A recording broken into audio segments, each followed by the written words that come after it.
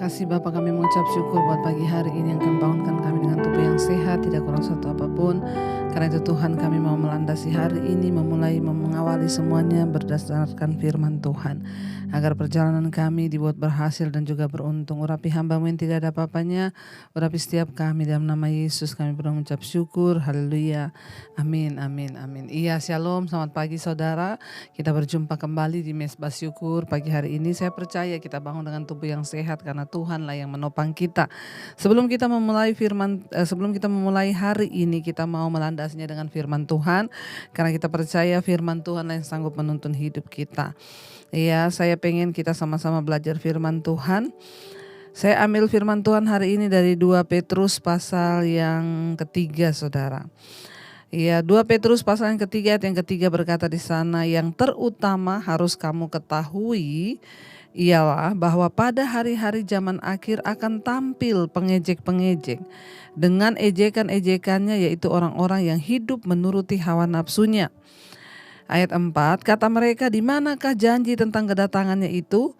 Sebab sejak bapa-bapa leluhur kita meninggal, segala sesuatu tetap seperti semula pada waktu dunia diciptakan. Ayat 5, mereka sengaja tidak mau tahu bahwa oleh firman Allah langit dan telah ada sejak dahulu dan juga bumi yang berasal dari air dan oleh air.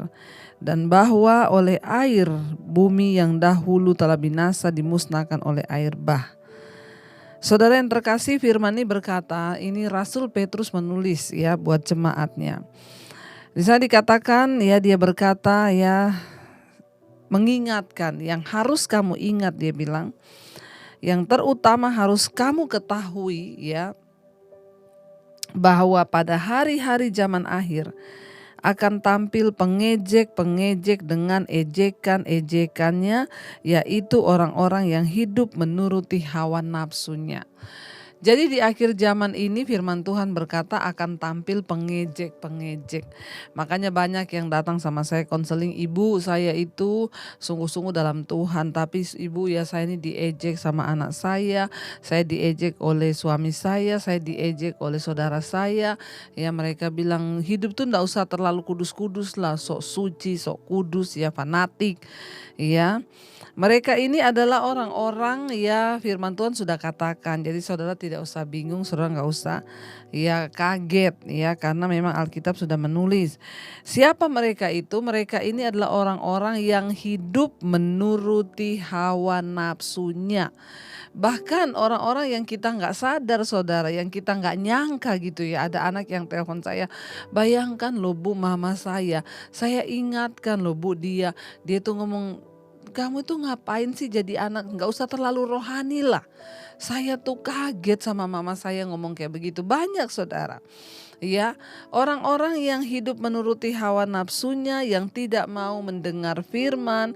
Ya, saya juga mendengar banyak curhatnya ibu-ibu, Bu, suami saya tuh belum bertobat Bu. Kalau saya puter khotbahnya Ibu Debbie itu saya sengaja kencengin Bu, maksudnya saya tuh biar dia denger Bu.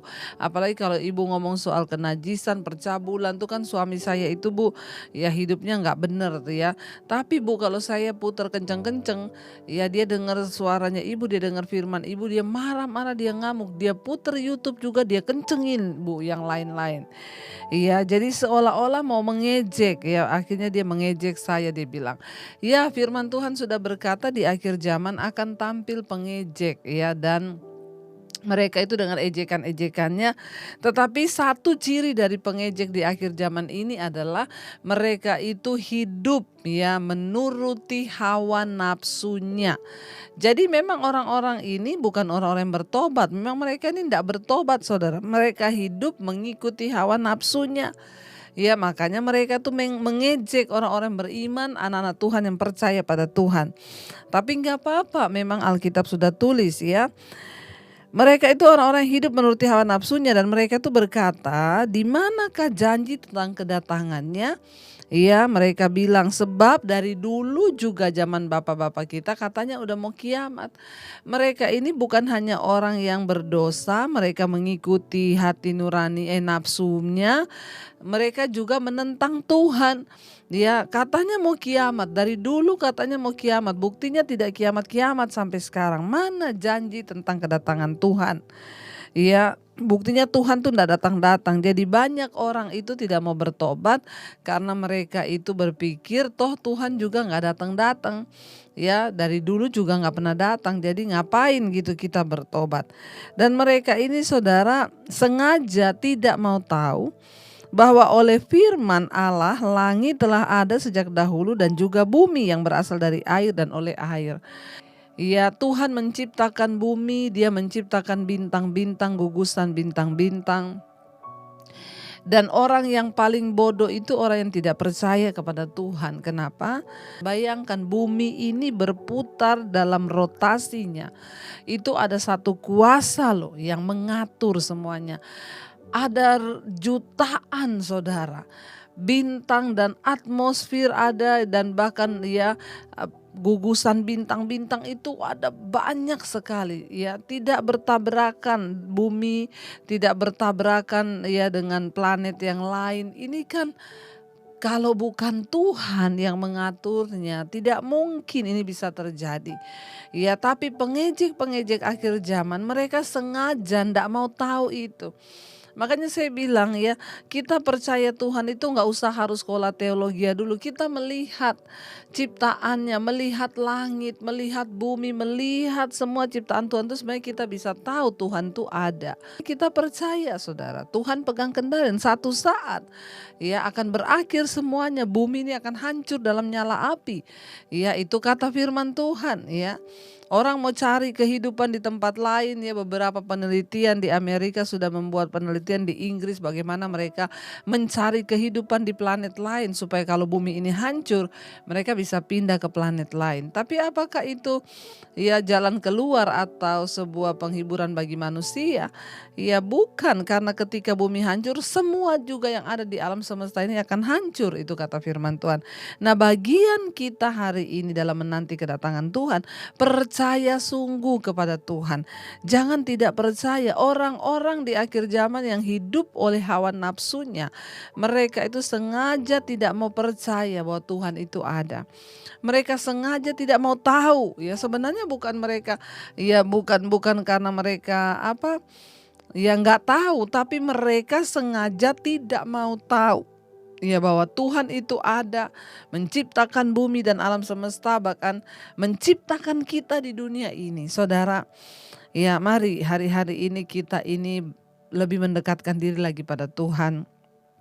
Melihat semua yang sudah terjadi di akhir zaman ini, ya biarlah itu membuat kita ini semakin berjaga-jaga, ya semakin datang kepada Tuhan. Kenapa? Karena ya kita tahu bersama saudara, ya bumi ini sedang lenyap dengan segala keinginannya, tetapi firman Tuhan berkata, tetapi orangku yang benar itu akan hidup oleh percayanya kepada Tuhan. Ya sekalipun bumi ini sedang lenyap ya, tetapi orang yang percaya kata Tuhan akan hidup oleh percayanya kepada janji Tuhan. Jadi karena itu saudara, ya mari kita hari-hari ini mau terus meneguhkan hati kita, meneguhkan iman kita kepada Tuhan. Ya kita harus percaya bahwa Tuhan itu ada. Barang siapa yang percaya kepada Allah, yang berpaling kepada Allah, dia harus percaya bahwa Allah itu ada dan Allah sanggup melakukan segala sesuatu.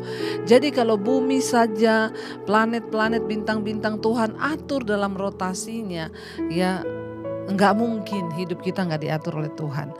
Tidak mungkin masalah kita itu tidak didengar oleh Tuhan. Seberat apapun saudara hari ini yang sedang kau hadapi, percayalah. Tuhan tahu apa yang saudara hadapi. Kalau bumi saja diatur sedemikian tidak bertabrakan, itu ada kuasa Tuhan yang dahsyat. Tidak mungkin dia tidak tahu kalau hari ini perasaan Anda sedang terluka. Tidak mungkin dia tahu kalau hari ini Anda berkekurangan. Tuhan itu maha tahu. Tapi mari kita jangan menjadi pengejek di akhir zaman yang seolah-olah bertanya di mana janji Tuhan itu. Ya Tuhan katanya berjanji mau tolong saya, tapi buktinya janjinya ndak ada. Saudara, mari kita meneguhkan hati. Apapun keadaanmu, jangan menjadi pengejek yang menantang Tuhan dan berkata, di mana janjimu Tuhan? Katanya engkau mau tolong. Di mana janjimu? Katanya gini, katanya gitu. Kita mau percaya bahwa Dia Tuhan yang sanggup menolong. Kita mau percaya bahwa Dia Tuhan yang menjawab setiap doa dan pergumulan kita.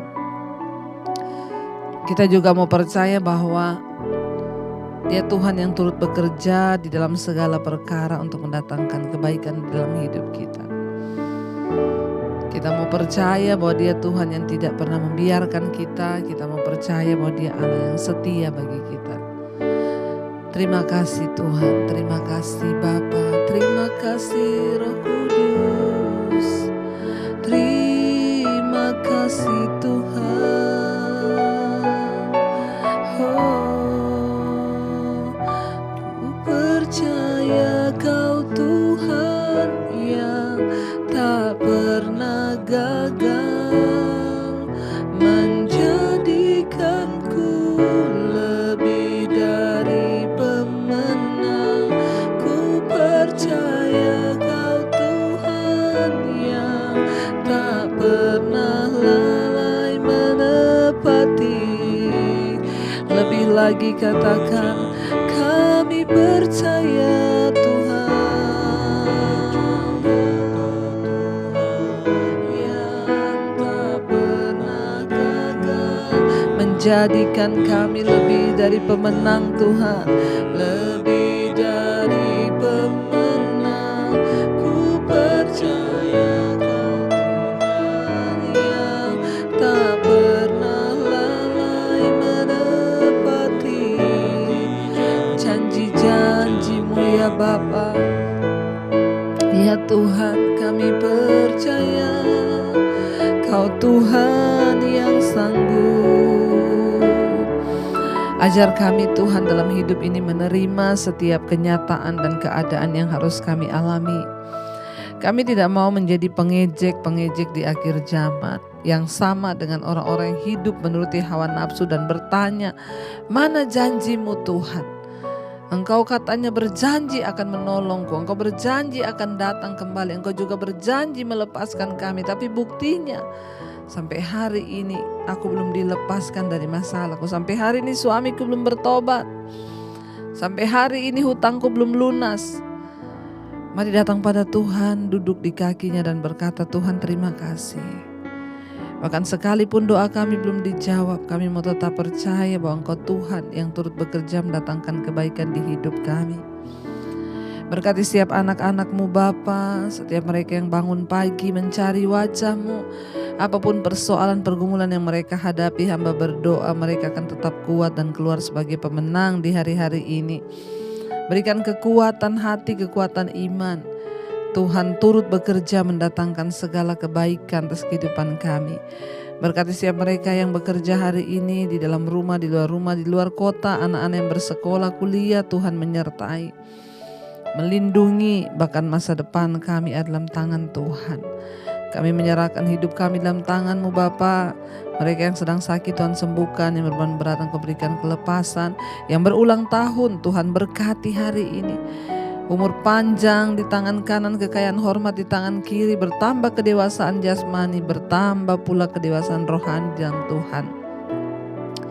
Berkati Tuhan bangsa dan negara kami Indonesia, berkati Bapak Presiden Jokowi, berkati semua yang Dia lakukan boleh mendatangkan perkenanan Tuhan.